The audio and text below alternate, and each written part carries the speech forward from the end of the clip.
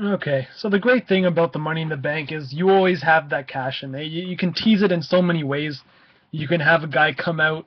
Every time he comes out, you always have to think in the back of your mind, could tonight be the night that he cashes in? There's been guys like Edge who've held the belt and they really didn't say much about it. They were involved in so many other feuds around the belt that the champion was on one end of the scale and the guy with the briefcase was on another end. And then somehow, some way, the ultimate opportunist comes to a to the whatever. He comes to the occasion where it's the perfect time to cash in that thing. And that's what Edge did. Guys like RVD who play the good guy role and say, you know what, I'm going to cash in on this day and I'm going to win it here, and that's what happens. Guys like Mr. Anderson who have it, they say they're going to cash it in at WrestleMania, but they get injured. Edge gets it, he finds the right opportunity, and he wins again. And then you got guys like CM Punk who, like Edge, just find the right opportunity, and it doesn't matter whether it's against a heel or against a face. He finds the right opportunity and does it. And it's always a good way for a heel turn or a face turn to happen, because I'm sure if Seth Rollins would have cashed in on Brock Lesnar, it would have turned Seth Rollins back into a babyface, I think. But then again, Lesnar's fairly liked himself. But I think if it was a heel guy holding the title and a face guy, does it? No, sorry. If it was a heel against a heel, it would definitely turn that guy into a complete babyface after he wins the belt. Miz, same thing. He just did it. Uh, ultimate opportunist. But it's always cool to see, just the teases. It really gets like your heart pumping. You get all excited. The adrenaline starts flowing even with the fans. But then they kind of take you on that ride where, oh, maybe not tonight, or something happens.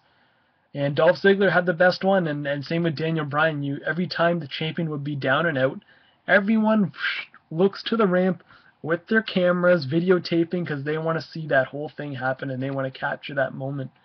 And I'm sure people expected it to happen tonight. I'm sure they didn't expect Rollins to interfere right at the end of the match. I'm sure maybe after the bell rang, that's when people start looking towards the ramp. But it was a different way of doing it. Have the Money in the Bank winner interfere in the match, causing a disqualification, and then kind of teasing his cash in. And it was so weird to see Lesnar in a position where he's kind of the vulnerable one. He's down and out. Seth Rollins is kind of looking over him. He gave him that curb stomp, and it was just a very weird visual for me, at least, to see Lesnar, just the beast that they call him, kind of be a wounded animal, and Seth Rollins kind of picking his spots. And I was totally expecting, as soon as what happens? As soon as Lesnar, so Seth Rollins gave Brock the curb stomp. He went out, he cashed in the thing. Justin Roberts announced it. Rollins was climbing up on the apron, and Cena pulled him down. That's what happened. I could have totally seen Seth Rollins go into the ring, Lesnar just get up, F5 him, but Rollins kind of rolls out of the ring, grabs his briefcase, and walks out before any bell rung at all.